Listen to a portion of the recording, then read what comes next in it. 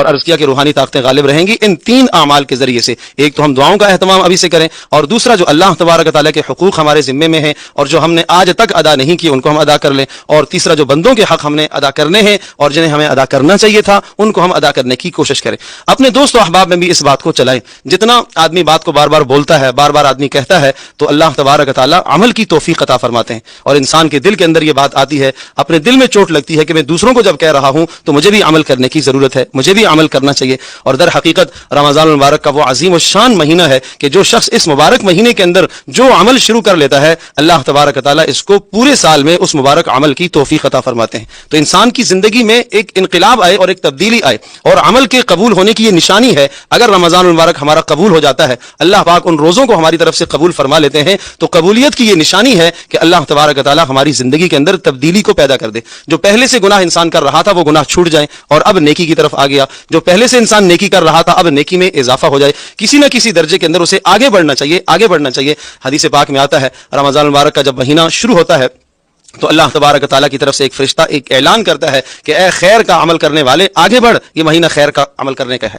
یہ نیک اعمال کرنے کا مہینہ ہے. اور اعلان کرتا ہے یا باغی شر، اے گناہ کے کرنے والے پیچھے ہٹ جا، یہ مہینہ گناہ کے کرنے کا نہیں ہے. اللہ پاک کی طرف سے بھی روزانہ منادی، روزانہ آوازیں لگتی ہیں کہ کوئی ہے گناہوں کی بخشش مانگنے والا، کوئی ہے توبہ کرنے والا، کوئی ہے اپنے گناہوں پر نادم اور شرمندہ ہونے والا. جب اللہ پاک کی طرف سے اس طرح سے روزانہ آواز لگے تو بندے کو بھی چاہیے کہ وہ بھی اللہ پاک کی طرف رجوع کرے. اور جو شخص اللہ کی طرف رجوع کرتا ہے اللہ تبارک و تعالیٰ تواب ہے، اس کی توبہ کو قبول کرنے والا ہے. اللہ پاک مہربان ہے، اللہ تبارک و تعالیٰ رحیم ہے، اپنے بندوں پر مہربان ہے. وہ ماؤں سے زیادہ اپنے بندوں سے پیار اور محبت کرتا ہے. اسی محبت کے تقاضے میں اللہ پاک نے یہ اعمال عطا فرمائے ہیں کہ ان اعمال کے ذریعے سے ہمارا اللہ پاک سے تعلق قائم ہو جائے. تو ان اعمال کی ہم پابندی کریں گے تو انشاءاللہ رمضان المبارک کی تیاری ہو جائے گی. اور رسول اکرم صلی اللہ تعالی علیہ وسلم ایک مرتبہ رمضان کی آمد سے کچھ پہلے کی بات ہے کہ آپ علیہ الصلوۃ والسلام ممبر پر تشریف فرما ہیں. تو آپ علیہ الصلوۃ والسلام نے یوں دیکھا اور سامنے مجمع کی طرف، تو آپ علیہ الصلوۃ والسلام نے ارشاد فرمایا کہ وہ آ رہا ہے استقبال.